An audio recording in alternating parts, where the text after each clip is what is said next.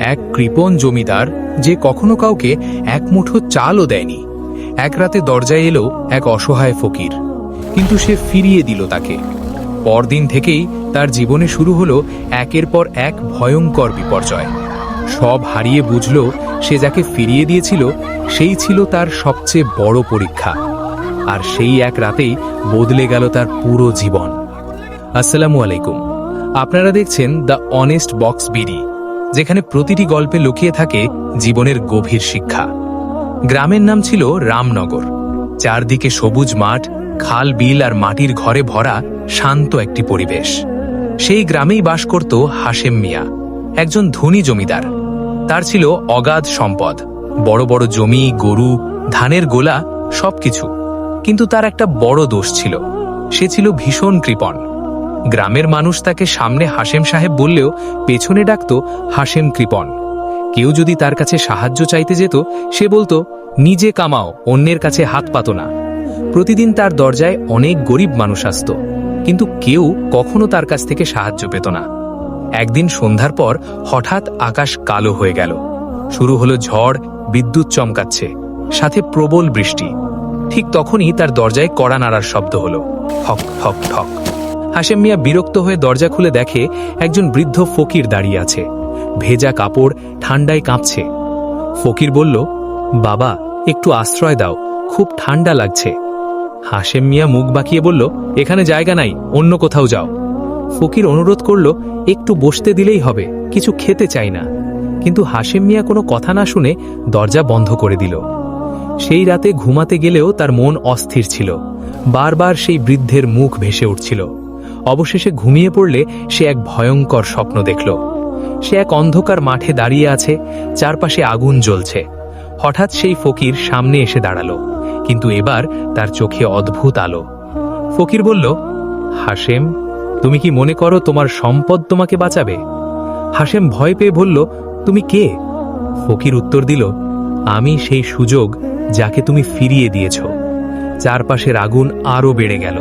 হাশেম চিৎকার করে উঠল, বাঁচাও, বাঁচাও। হঠাৎ তার ঘুম ভেঙে গেল, শরীর ঘামে ভিজে গেছে।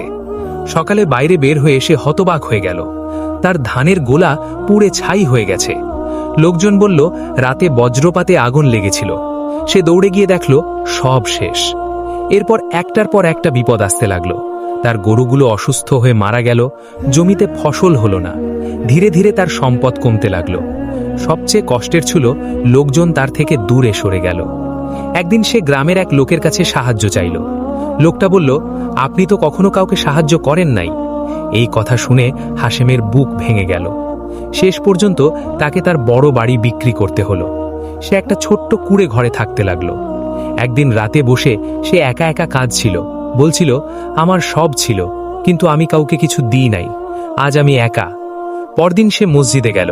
ইমাম সাহেব তাকে দেখে বললেন, হাশেম, তোমার চেহারা এত বদলে গেছে কেন? হাশেম সব খুলে বলল। ইমাম শান্তভাবে বললেন, আল্লাহ মানুষকে সম্পদ দেন পরীক্ষা করার জন্য। তুমি পরীক্ষায় ফেল করেছ। হাশেম কাঁদতে কাঁদতে বলল, এখন কি করব? ইমাম বললেন, তওবা করো আর মানুষকে সাহায্য শুরু করো, ইভেন যদি তোমার কাছে কিছুই না থাকে। সেই দিন থেকেই হাশেম বদলে গেল। তার কাছে বেশি কিছু ছিল না, কিন্তু যা ছিল সে তা ভাগ করে নিতে শুরু করল। কেউ পানি চাইলে সে পানি দিত, কেউ সাহায্য চাইলে সে চেষ্টা করত। গ্রামের মানুষ অবাক হয়ে গেল। তারা দেখল হাশেম সত্যিই বদলে গেছে। একদিন বিকেলে আবার সেই বৃদ্ধ ফকির এলো। হাশেম দৌড়ে গিয়ে তাকে জড়িয়ে ধরল, বলল, বাবা, আমাকে মাফ করে দিন, আমি বড় ভুল করেছি। সে ফকিরকে ঘরে নিয়ে গেল, নিজের অল্প খাবারও তার সাথে ভাগ করে খেল। ফকির খাওয়া শেষে বলল, এবার তুমি বুঝেছ? হাশেম তাকিয়ে দেখল ফকিরের মুখে সেই স্বপ্নের আলো। সে কাঁপা গলায় বলল, আপনি কে? ফকির মৃদু হেসে বলল, আমি ছিলাম তোমার পরীক্ষা। এ কথা বলেই তিনি অদৃশ্য হয়ে গেলেন। সেই ঘটনার পর থেকে ধীরে ধীরে সব কিছু বদলাতে শুরু করল। তার জমিতে আবার ফসল হলো, মানুষ তাকে সম্মান করতে শুরু করল। কিন্তু এবার হাশেম আর আগের মতো ছিল না। সে তার সব কিছু মানুষের জন্য ব্যবহার করত। বলুন তো, এই গল্প দেখে আমরা কি শিখতে পারলাম? মানুষের কষ্টকে অবহেলা করলে একদিন সেই কষ্টই আমাদের জীবনে ফিরে আসে। সম্পদ কখনো চিরস্থায়ী নয়, কিন্তু মানুষের জন্য করা ভালো কাজ চিরকাল থেকে যায়। অন্যকে সাহায্য করলে আপনি ছোট হন না, বরং আল্লাহ আপনার রিজিক আরও বাড়িয়ে দেন। আজ যাকে আপনি সাহায্য করবেন, কাল সেই হতে পারে আপনার জন্য রহমতের দরজা। যদি এই গল্পটা আপনার হৃদয়ে একটু হলেও নাড়া দেয়, তাহলে একটা লাইক দিন, আর এমন আরও শিক্ষামূলক গল্প পেতে চ্যানেলটি সাবস্ক্রাইব করে পাশে থাকুন। আপনার একটুখানি সাপোর্ট আমাদের জন্য অনেক বড় অনুপ্রেরণা।